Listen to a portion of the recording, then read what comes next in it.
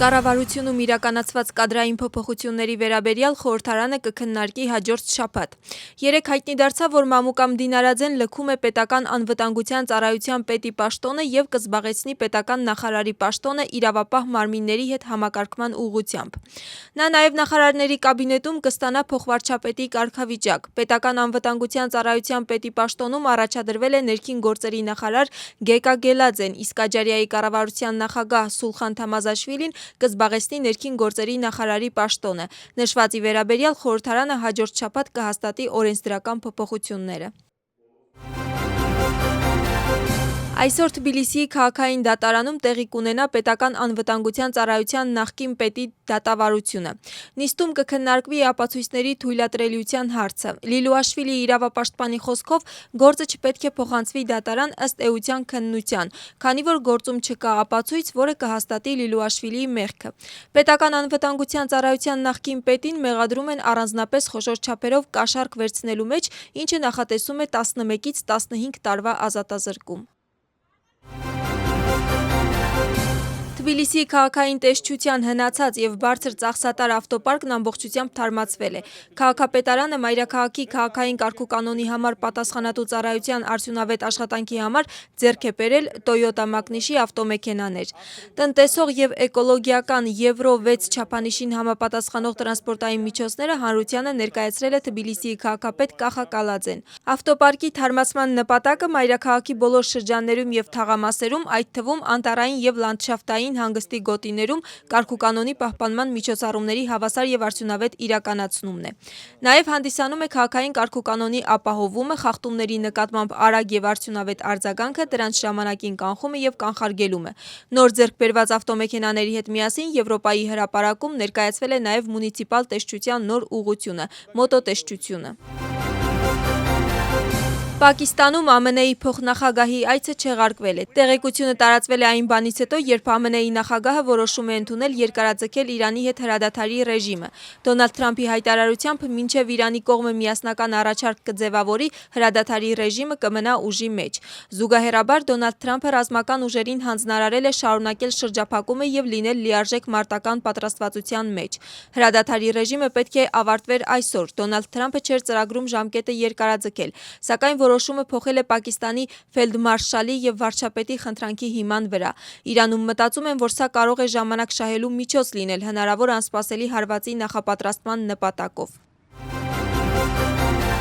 ԱՄՆ-ի գանձապետարանի քարտուղար Սքոթ Բեսենտը հայտարարում է, որ երկրի ռազմածովային ուժերը շարունակում են Իրանի նավահանգիստների շրջափակումը։ Նրա խոսքով ԱՄՆ-ն կշարունակի ճնշումը Իրանի վրա տնտեսական զայրույթի շրջանակներում։ Բեսենտը նշում է, որ մի քանի օրում Խարկ կղզում նավթապահեստները կլցվեն եւ իրանական նավթահորերը կդադարեն գործել։ Իսկ Իրանի ծովային առևտրի սահմանափակումը նպատակ ունի հարվածել ռեժիմի եկամտի հիմնական աղբյուրին։ Գանձապետարանի քարտուղարի հայտարարությամբ ցանկացած անձ կամ նավ, որը կաջակցի այս ֆինանսական հոսքերին գաղտնի առևտրի կամ ֆինանսավորման միջոցով, ռիսկի է ենթարկվում հայտնվել ԱՄՆ-ի պատժամիջոցների տակ։ Գերմանական Lufthansa ավիաընկերությունը չեղարկում է որոշ եվրոպական ուղղություններ եւ կարճ հեռավորությունների 20,000 չվերթ։ Որոշումը վերաբերում է մինչև հոկտեմբեր նախատեսված երթուղիներին վառելիք խնայելու նպատակով, քանի որ ավիաընկերությունները Իրանի հետ կապված պատերազմի պատճառով կանգնած են վառելիքի հնարավոր պակասի առաջ։ Չեղարկումների արդյունքում Lufthansa կկարողանա խնայել ավելի քան 40,000 մետրական տոննա ավիացիոն վառելիք, իսկ ամառային ժամանակացույցով նախատեսված չվերթների վառելիքային պաշարները հիմնականում կմնան կայուն։ Ըստ 2024 թվականի նոյեմբերի 14-ի մարդահամարի արդյունքների Վրաստանի բնակչությունը կազմել է 3,929,000 մարդ։ Տեղեկությունը հրապարակում է վիճակագրության ազգային ծառայությունը։ Վրաստանի բնակչության 52%-ը կանայք են, 48%-ը տղամարդիկ։ Մարդահամարը ցույց է տվել, որ բնակչության 62%-ն ապրում է քաղաքներում։ Վրաստանի բնակչության ամենամեծ բաժինը կազմում է 35-ից մինչև 39 տարեկան տարիքային խումբը։ Նաև հարկ է նշել, որ կանանց մասնաբաժինը հատկապես բարձր է 85 եւ ավելի բարձր տարիքային խմբում։ Այս խմբում կանանց թիվը 2.6 անգամ գերազանցում է տղամարդկանց թվին։ 2024 թվականի մարտահամարի տվյալներով Թբիլիսիում ապրում է 1.331.000 մարդ, ինչը կազմում է երկրի բնակչության 34%-ը։ Ըստ բնակչության թվաքանակի երկրորդ եւ երրորդ տեղերը զբաղեցնում են Իմերեթիի եւ Քվեմո Քարթլիի շրջանները։ Հատկանշական է, որ մարտահամարի այս ցուցանիշներում ներառվում են ինչպես Վրաստանի քաղաքացիները, այնպես էլ երկրի տարածքում գտնվող օտարերկրյա քաղաքացիները։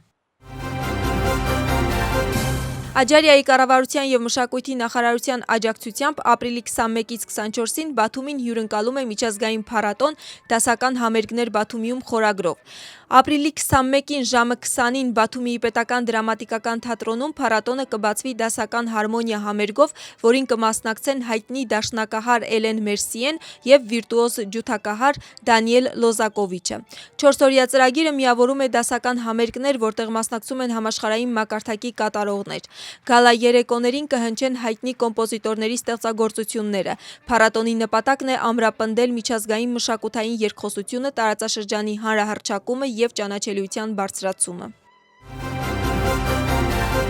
Վրաստանի մասշտաբով շարունակվում է արտագնա հանդիպումների շարքը ճամփորդություն, նորարարությունների եւ տեխնոլոգիաների աշխարհում խորագրով։ Հերթական հանդիպումը կայացել է Քութայիսի համալսարանական գրադարանում։ Միջոցառմանը ներկա գտնվողները լսել են նորարարությունների եւ տեխնոլոգիաների էկոհամակարգի մասին շնորհանդես եւ ճանաչողական դասախոսություն։ Իսկ հանդիպման ավարտին անցկացվել է 3D մոդելավորման եւ 3D տպագրության գործնական սեմինար։ Նախագծի շրջանակներում հանդիպումներ կանցկացվեն Վրաստանի 55 քաղաքապետարաններում եւ դրա հիմնական նպատակը տարածաշրջաններում նորարարական ձեռնարկատիրության զարգացումն ու ստարտափ էկոհամակարգի ուժեղացումն է։